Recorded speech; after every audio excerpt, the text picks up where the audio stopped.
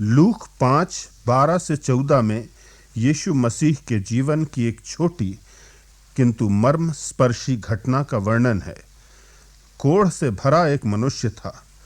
मात्र कोढ़ ही नहीं, जिसे कोढ़ की बीमारी हो शरीर के किसी अंग में, कोढ़ से भरा था उसका शरीर। उन दिनों कोढ़ अभिशप्त बीमारी समझी जाती थी। कोढ़ी नगर के बाहर रहते थे, मात्र भीख मांगने नगर में आते थे। किसी स्वस्थ मनुष्य को देखकर अशुद्ध अशुद्ध चिल्लाकर उस मनुष्य को आगाह करते थे, जिससे वह नजदीक ना आ जाए, कोई संपर्क ना हो जावे। निष्कासित, बहिष्कृत, अभागे, तिरस्कृत जीवन व्यतीत करते थे। इस कोढ़ से भरे गले मनुष्य ने यीशु को देखा तो मुंह के बल गिरा और उनसे विनय करने लगा, प्रभु आप चाहें तो मुझे शुद्ध कर सकते हैं। तब पद 13 में लिखा है, यीशु ने हाथ बढ़ाकर उसे छुआ और कहा, मैं चाहता हूं तू शुद्ध हो जा। और उसका कोढ़ तुरंत जाता रहा। इस पद में ध्यान देने की बात है। वैसे तो यीशु में वह शक्ति थी, सामर्थ्य थी कि यदि वह मात्र कह देता, मात्र इच्छा कर लेता, संकल्प कर लेता, तो भी उस मनुष्य का कोढ़ जाता रहता। पर लिखा है, उसने हाथ बढ़ाया और उसे छुआ। उस अभिशप्त कोढ़ी को जितनी चंगाई की आकांक्षा होगी, उतनी ही प्यास होगी मानव स्वीकृति की, मानव स्पर्श की। वर्षों से कितना तिरस्कार मिला होगा, कितनी दुत्कार मिली होगी, कितनी घृणा, कितनी निराशा, कितनी उपेक्षा। किसी को करुणा आ भी जाए तो कितनी दूर से फेंक कर पैसे दिए होंगे, कहीं संसर्ग ना हो जाए, संपर्क ना हो जाए, स्पर्श ना हो जाए। कितनों ने हाथ पीछे खींच लिए होंगे। पर यह यीशु है जिसने हाथ बढ़ाया, कोढ़ी की ओर हाथ बढ़ाया और उसे छुआ। बहुत लोग होते हैं, कोढ़ी नहीं, सामान्य, जो मात्र स्पर्श के भूखे होते हैं, स्पर्श के प्यासे होते हैं। मात्र स्पर्श जीवन को आंदोलित कर देता है, पीड़ा की चोट को, चुभन को शांत कर देता है।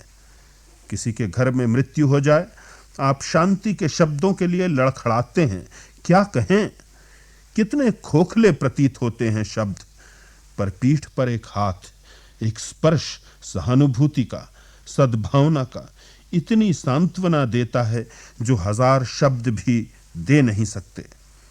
मैंने अपनी 11 वर्ष की पास्टरी सेवा के दौरान बिस्तर पर पड़े, रोग से ग्रसित, बीमार, कमजोर, वृद्ध, अपंग लोगों के पास खड़े होकर उनके लिए प्रार्थना की है।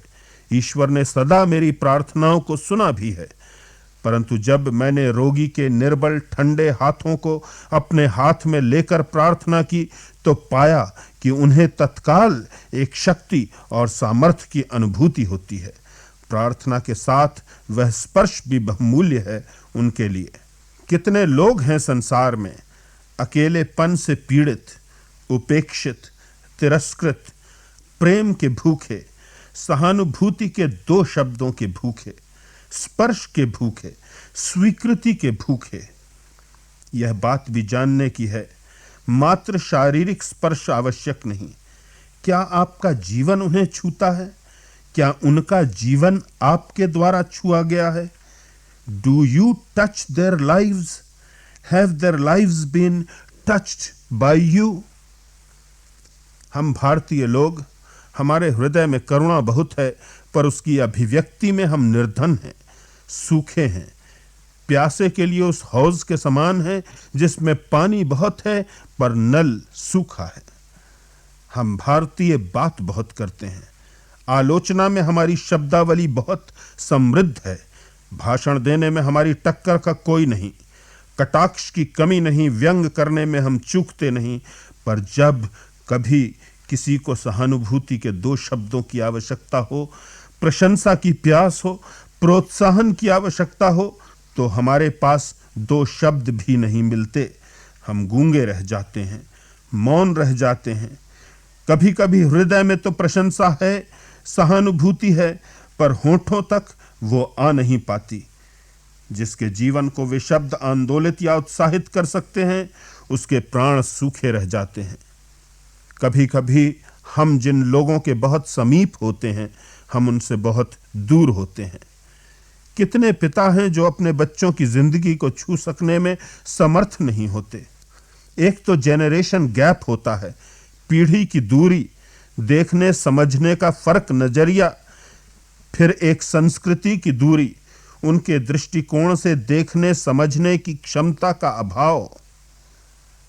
कितने ऐसे लोग हैं जिनके आप संपर्क में आते हैं पर उनके जीवन को छू नहीं पाते।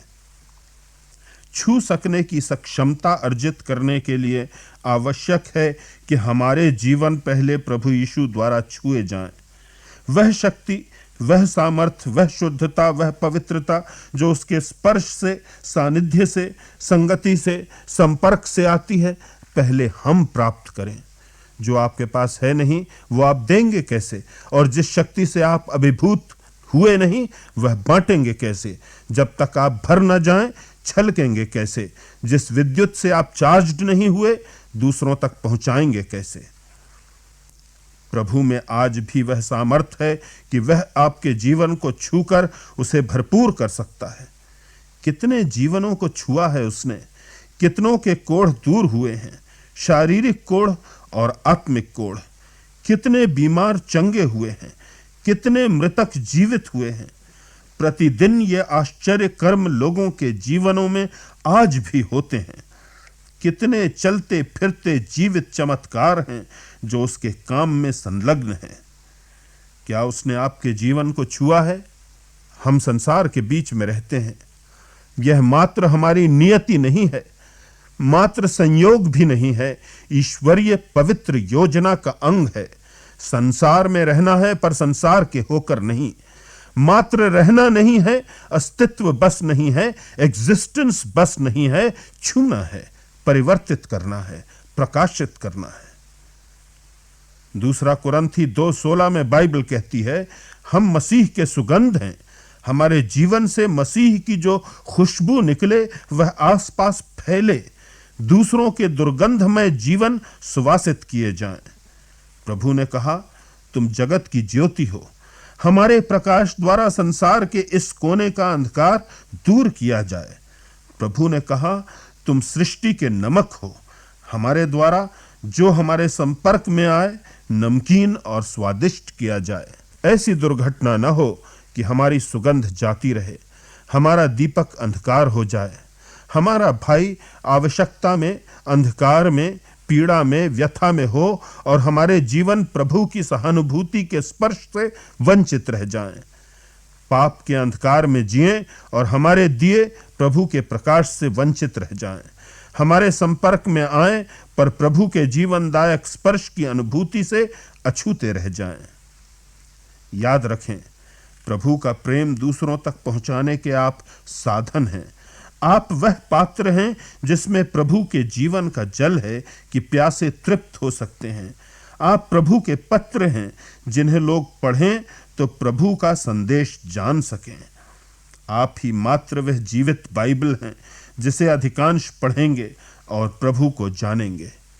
यह असीम सामर्थ्य है जो आप में प्रभु के स्पर्श से आ सकती है। पौलुस दूसरा कुरिन्थी 4:7 में कहते हैं, यह असीम सामर्थ्य हमारी ओर से नहीं, परमेश्वर की ओर से है। यह धन हमारे पास मिट्टी के बर्तनों में रखा है। हम भले ही मिट्टी के बर्तन हैं पर असीम धन से परिपूर्ण हैं। दूसरों के जीवन को समृद्ध बना सकते हैं। उसने आपके जीवन को छुआ है, आप दूसरों के जीवन को छू सकते हैं।